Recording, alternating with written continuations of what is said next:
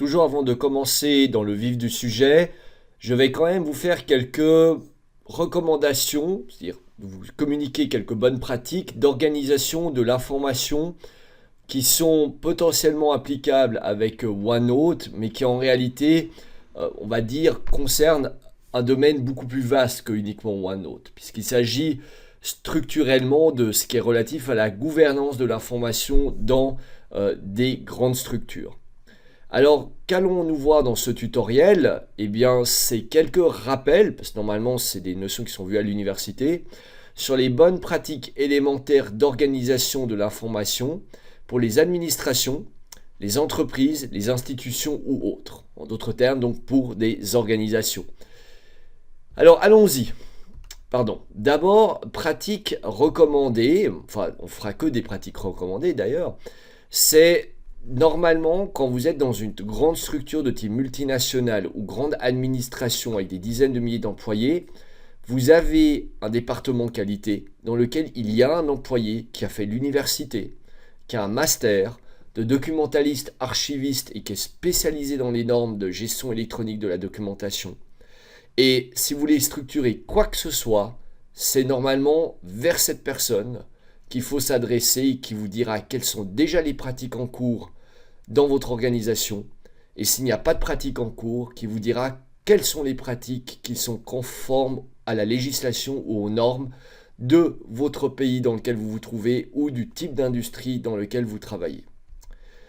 Ensuite, si vous n'avez pas de documentaliste archiviste, vous demandez au responsable qualité en général s'il a une petite idée de ce qui se fait dans le domaine de la documentation et de l'archivage électronique.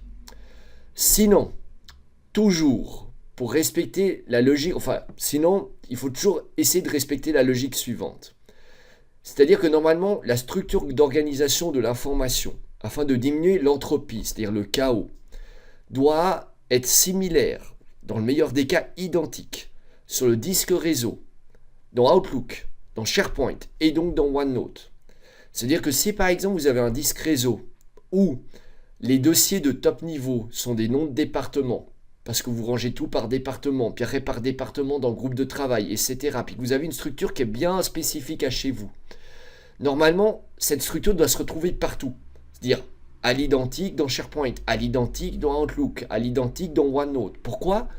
Parce que, c'est du bon sens. Ça permet d'éviter de perdre du temps à se dire mais comment lui a structuré ceci, où est-ce que je peux retrouver cela, parce que vous allez devoir à chaque fois réapprendre des habitudes. Et ensuite simplement parce que mathématiquement, et donc ça se démontre sur le papier, vous diminuez l'entropie et donc vous diminuez les coûts de gestion de l'information parce que l'information c'est justement quelque chose qui est palpable, qui a une valeur. Cette valeur,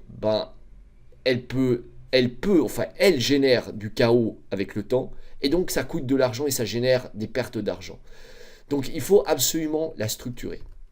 Ensuite, quatrième pratique recommandée, dans l'idéal, il faut avoir une version partagée et non partagée de chaque bloc-notes qui se prête à des sujets très collaboratifs. Par exemple, si vous gérez des projets avec des réunions, et puis que vous êtes dans l'idée de vous dire, tiens, je vais faire un bloc-notes pour toutes les réunions que je fais en tant que, responsable d'un département de 200 personnes. Si vous faites un bloc-notes que pour ça, vous savez, et je vous l'ai déjà dit, il y a un problème. Quand vous partagez dans OneNote avec d'autres gens pour faire des réunions en temps réel et faire de la prise de notes en temps réel avec plusieurs personnes, c'est que vous partagez tout le bloc-notes. Donc pour le coup, si vous partagez tout votre bloc-notes réunion, vos collègues verront toutes les réunions, toutes les pages des réunions précédemment effectuées, excepté si vous avez tout protégé avec un mot de passe. Donc pour éviter la protection par mot de passe qui est laborieuse à faire, il vaut mieux avoir un bloc-notes qui est que pour vous, pour les réunions, évidemment pour tel ou tel département, puisque normalement on range et on structure ça par département, et ensuite, un bloc-notes qui est fait pour le partage, dans laquelle les sections et les pages vont transiter temporairement et une fois la réunion terminée, ou considérée comme terminée après quelques semaines ou quelques mois, le temps que les gens la consultent, eh bien, on déplace les sections ou les pages dans la version locale à laquelle seulement vous avez accès ou un groupe restreint d'utilisateurs. Une autre chose également, par rapport à cette stratégie de créer plusieurs bloc-notes, comme les bloc-notes ont, pour certains cadres et ingénieurs, un volume conséquent, ça veut dire très vite 2, 3, 4 gigas de données, étant donné que les tablettes et les phablettes, donc les téléphones portables, synchronisent tout le bloc-notes en local, vous allez exploser votre mémoire de vos téléphones portables et de vos tablettes si vous synchronisez un bloc-notes de 4 gigas.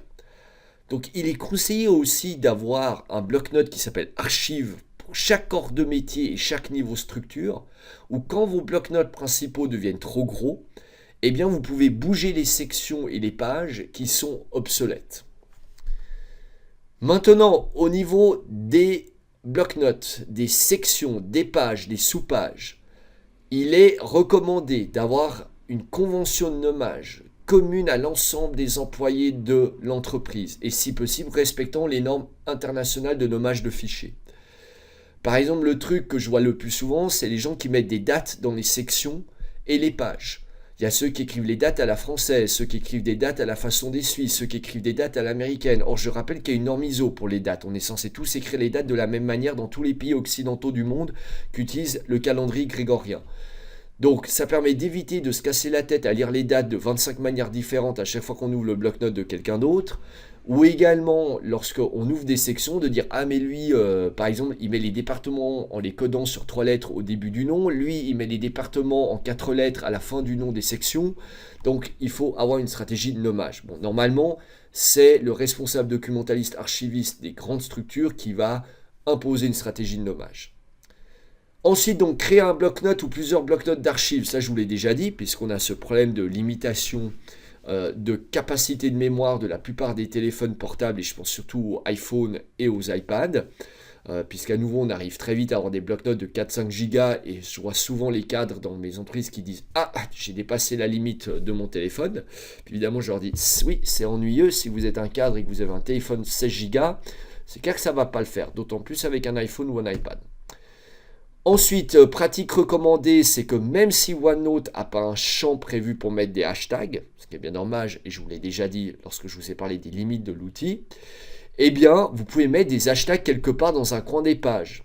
Ça vous évitera d'avoir des problèmes 5-6 ans après pour retrouver certaines de vos pages dans lesquelles vous n'aviez pas mis des mots-clés qui ne se sont pas retrouvés naturellement dans la page. Donc, je vous rappelle, les hashtags, le but, c'est de mettre des mots-clés qui ne se retrouvent pas dans une phrase la plupart du temps, mais qu'on sait que peut-être on va utiliser dans un futur proche ou lointain pour retrouver la page en question.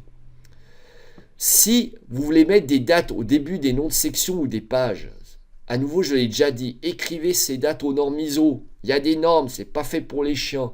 On est censé écrire tous dans les pays occidentaux qui utilisent le calendrier grégorien les dates de la même manière, c'est-à-dire année-mois-jour. Bon, donc voilà, on a couvert quelques conseils d'organisation de bloc-notes et leur contenu.